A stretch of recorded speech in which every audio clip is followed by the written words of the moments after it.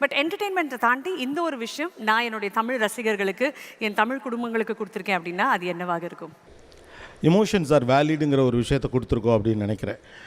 ஏன்னா வந்து எப்போதுமே நம்ம மேலே போக போக நம்ம இயல்பாகவே எமோஷன்ஸ் எல்லாத்தையும் பொருட்படுத்தாமல் இருப்பது வளர்ச்சியின் ஒரு குறியீடுன்னு சில நேரத்தில் நமக்கு சொல்லப்படுது.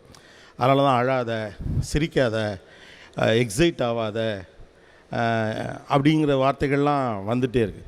But emotion is the core அப்படின்னு நினைக்கிறேன். ஓகே, நான் அடிக்கடி சொல்லுவேன், சிரிப்பு வந்தால் சிரிங்க, அழுக வந்தால் அழுங்க, லைஃப்பை பற்றி ரொம்ப யோசிக்காதீங்க அப்படின்னு.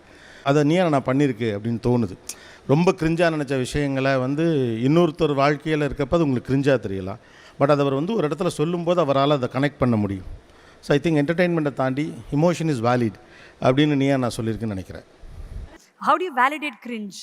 What என்ன I officially declare cringe is beautiful. அப்புறம் என்னத்தை அதை வேலிடேட் பண்ணுறது? வாவ், அதுதானா cringe is beautiful.